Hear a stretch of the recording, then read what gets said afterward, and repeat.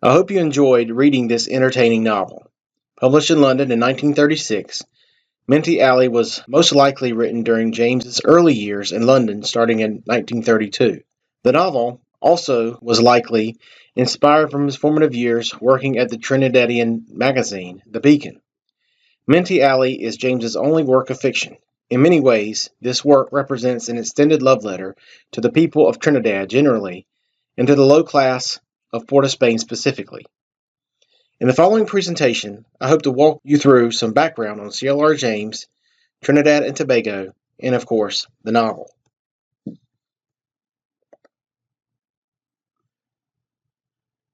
Basically, James belongs alongside a veritable Mount Rushmore of Caribbean intellectuals, including Marcus Garvey from Jamaica, Walter Rodney from Guyana, and Frantz Fanon from Martinique. By no means a definitive list on my part, for I could add Aimé Césaire from Martinique, Stuart Hall from Jamaica, and Eric Williams from Trinidad, but such monumental status speaks to James's lasting power and influence. Aaron Kumagashi asserts that James is one of the most important Caribbean literary aesthetic theorists of the 20th century. As the quintessential thinker and critic, one has to believe that James, pictured on the left, constantly read and reread his books, pondering the lives of others to make arguments about humanity. According to Selwyn Kojo and William Kane, James was a revolutionary whose major concerns were the organization of the working class and the interpretation of working class struggle in the decisive events of his era. Describing his goals more broadly, Kojo and Kane note, for James, after all, the aim was always to enlarge the frame of reference and to move from specific text, literary periods, racial and ethnic dilemmas, and political crises to larger universal lessons. Certainly some universal lessons can be found in Minty Alley. Minty Alley sparked a public writing career that took James all over the world to teach and inspire revolutionary changes. Kumagashi outlines three phases in James's intellectual life. One, his early fiction, writing after immigrating to London from 1932 to 1938. Two, his productive American years from 1938 to 1953, when he produced the bulk of his critical and historical works. And three, his lecturing, teaching, and writing life between London, the United States, and Trinidad from 1953 to his death in 1989. According to biographer and pupil of James, Alden Lynn Nielsen, it was as a writer and speaker that CLR James made his revolution. Indeed, literacy is a powerful weapon. What remained consistent throughout James's work was his calling to read and repeat the revolutionary possibilities of languages. The character and voices of the disparate characters in Minty Alley introduce a new way to conceive the Caribbean and its literatures. Another major theme throughout his career is the relationship between the one and the many. This philosophy is best explained through his example of cricket in Beyond a Boundary, where he writes, but as soon as we stepped on the cricket or football field, more particularly the cricket field, all was changed. We were a motley crew, the children of some white officials and white businessmen, middle-class blacks and mulattoes, Chinese boys, some of whose parents still spoke broken English, Indian boys, some of whose parents could speak no English at all, and some poor black boys who had won examinations or whose parents still starved and toiled on plots of agricultural land and were spending their hard-earned money on giving their eldest boy an education. In other words, cricket, which James views as an art, equalizes everyone and dissolves social and racial boundaries, making all people on the same level to achieve a common goal. In Minty Alley, James is not trying to hide the message with complex characterization, intricate style, and innovative structure. While one can certainly see depth in the work, its effectiveness comes from his directness. Indeed, as a literary artist, CLR James has been best known and most widely read as one of the first authors to apply the aesthetic techniques of realism to the subject matter of life in Trinidad's barrack yards. Or as he puts it, what matters in cricket, as in all the arts, is not finer points, but what everyone with some knowledge of elements can see and feel. Minty Alley encourages everyone to take something important and interesting from it. The map on the left shows major cities and roads on the two-island nation of Trinidad and Tobago. CLR James's birthplace of Tunapuna is in the center. Tobago is approximately 19 miles northeast of Trinidad. Historically, Spanish explorers believed the famed city of gold, El Dorado, was in the interior of Trinidad. Colonization still shapes the history of Trinidad and Tobago today.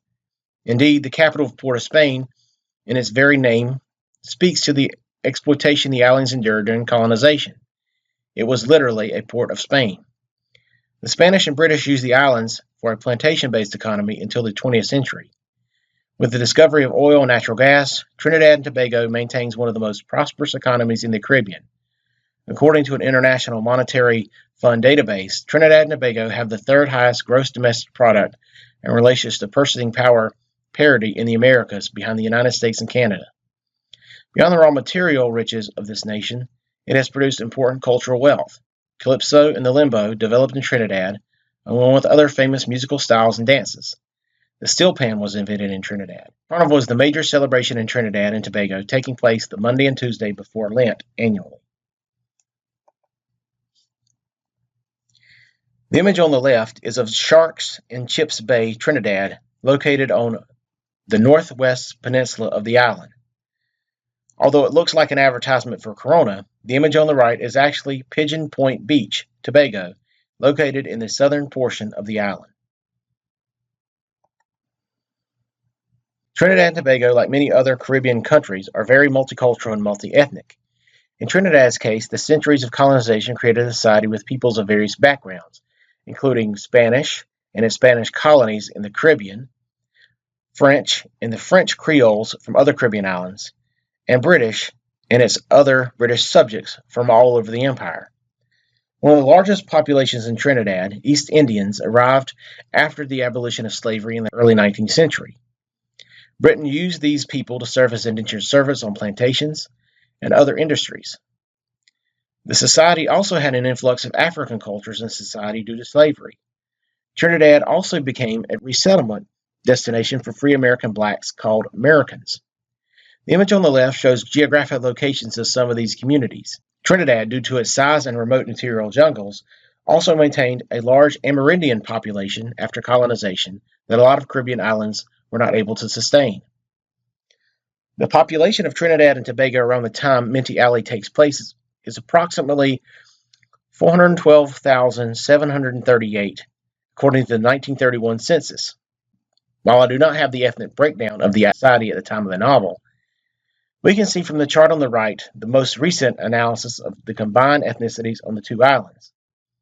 For a more specific breakdown, Trinidad's largest ethnicities in 2011 were East Indian, 37.01%, and African, 31.76%.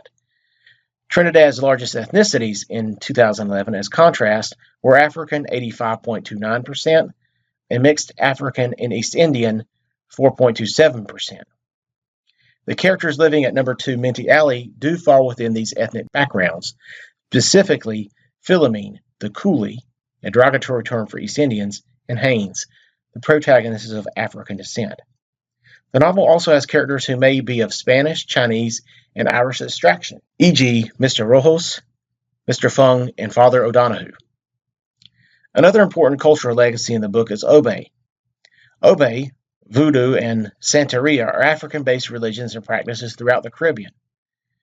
Syncretism is the process where indigenous cultures mixed with another forced culture, in this case, Christianity mixed or overlaid with African religions. Benoit from the novel claims that he knows science, meaning the dark arts associated with Obe. He claims this ability makes the nurse attracted to him. Being the intellectual he is, James references D.W. de Lawrence's The Obe Bible, both a scholarly look at the religion and an anthology of its practices. The economic situation in Trinidad following the Great War mimics Haynes's new lifestyle at number 2 Minty Alley. According to Kenneth Ramchid in his introduction to the book, James establishes the necessity for a young middle-class Negro to find cheap lodgings in a yard. This need for cheap housing results in the barrack yard, described in James's story Triumph. The National Archives of Trinidad and Tobago has a permanent structure of a barrack yard as part of its exhibits. One publication from the archives explains, the barrack yard was any building or collection of buildings divided into rooms and occupied singly or in sets by persons of lower income bracket. There was a common barrack yard and conveniences, Barrack yards developed in the 20th century in response to the need for cheap accommodation in the capital cities. Few barrack yards were visible from streets, and access to them was through narrow gateways. The photo on the left shows a typical barrack yard with residents. The photo in the right corner shows the preserved barrack yards of the National Archives. This reality is reflected in the novel, not only in Haynes's choice to move into number 2 Minty Alley, but Mrs. Rouse's precarious mortgage. Boxing Day is also an important holiday in the novel. The day after Christmas holiday, throughout the British Empire, allows more well-to-do families to share food and sweets with lesser-class individuals. Traditionally, the items were left on the doorstep in a box, hence its name. Trinidad and Port of Spain now has parts that are very developed and others where poverty is still a reality. Despite its shiny facade, the heart of the city has the soul of its barracks yard past. The bottom right photo shows modern-day Port of Spain. Using a third-person limited narrator makes the reader more participatory as we read the novel. We have to think about the source of the information relayed to us from the characters and interpret the potential motivation behind the vignettes and situations we encounter. As a strategy, readers should pay careful attention to the totality of the information to determine truth and meaning. Nelson explains, the mode of this art was to be a literary realism directed toward narrating the lives of the laboring classes of the Caribbean. This aesthetic choice provides revolutionary possibilities. James also believes that a literature of realism, attending to the lives and languages of the people of the West Indies, may well instigate formal innovations with English writing. For this reason, he uses dialogue in dialect and patois. Nicole King finds that Minty Alley reveals one of James's primary intellectual conventions in its developmental stage, his contention that a revolutionary and/or radical narrative could be fashioned within a white European bourgeois form, in this case, the coming-of-age novel. I'll leave it up to your determination whether or not this book operates as a coming-of-age novel. Nonetheless, the book is revolutionary, being an early example of Caribbean literature.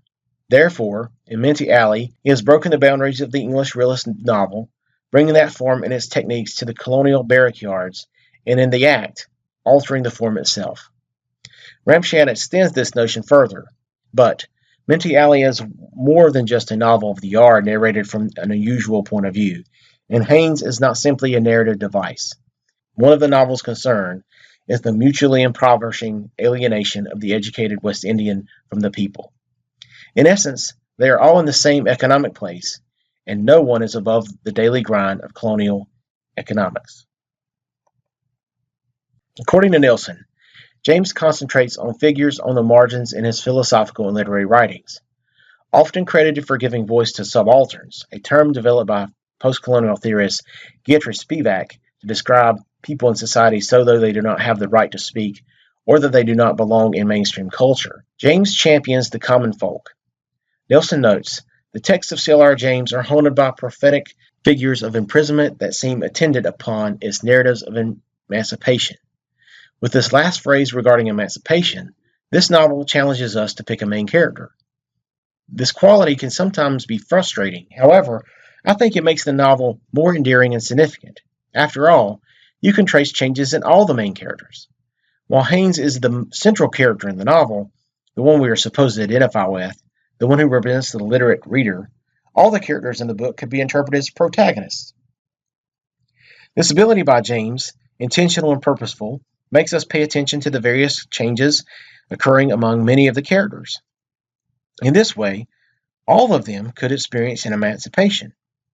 On another note, the characters stand in for the stratified society of Trinidad, which has various classes and races. Moreover, the setting of a barrack yard allows these characters to interact with one another in realistic ways that are not artificially contrived. If everyone was sharing a tight space, there of course would be conflicts over minor squabbles, which happens throughout the book. The constant bickering between Mrs. Rouse and Maisie, at times comical and malicious, are all the more real considering the setting and personalities James brings out. On a deeper level, poor women are central to the plot rather than marginal to it, and they constantly upstage the male characters with their passion, wit, vitality, and collectivity. In a world of colonial exploitation, barrack yard women assert their dignity, strategize on how to survive poverty and prejudice, and construct livable human communities. Through these women, James shows his brilliance. By and large, most of the characters experiences significant change mentally and or psychologically. These changes happen subtly at times. For instance, Haynes, virtually orphaned at the beginning, realizes that he has a new family. Mrs. Rouse confirms this fact when she says, "I feel that you are one of us now, Mr. Haynes." Beyond a family, he craves to experience life.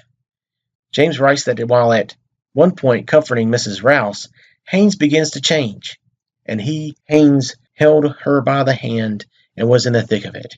He was uncomfortable and wished he was elsewhere. But it was life, he thought. James's use of conjunctions indicates the subtle way he signals his characters' changes. Haynes is singularly unique among the characters. Romshed notes that he has a superior social position and that he has an innocent tolerance that makes him confidant and judge to the inhabitants. Still, Haynes is a likable soul who makes us root for him. With regards to Maisie, James develops her as a complete character. She can manipulate men and women to do her desires, yet she maintains an inner and outer strength. She becomes a source of power for Haynes when she demands that he get a promotion by his employer. Next morning, she saw him to the road. "And mind you, Mr. Haynes, be serious with the man. Don't tell him if you don't give you, we'll leave. But let him see that you mean business." Later, she acts childish after causing major drama in the house. Maisie sat down, took a book, and read for 5 minutes. Then she put the book aside. "You want me to play some nice records for you, Mr. Haynes?" James does not make us decide which personality is the true Maisie. Instead, we can add all the pieces together to see the complete character. The same practice can apply to all the novel's characters. Although he or she is unnamed, the book's narrator could also function as a character. Accordingly, the narrator speaks to an educated Trinidadian in the novel's present time. Minty Alley extends to the lives of the masses with equal portions of curiosity, love, consternation, and confusion. In this way, the narrator becomes another character. Please use these sources to explore C.L.R. James, the novel, and Trinidad and Tobago.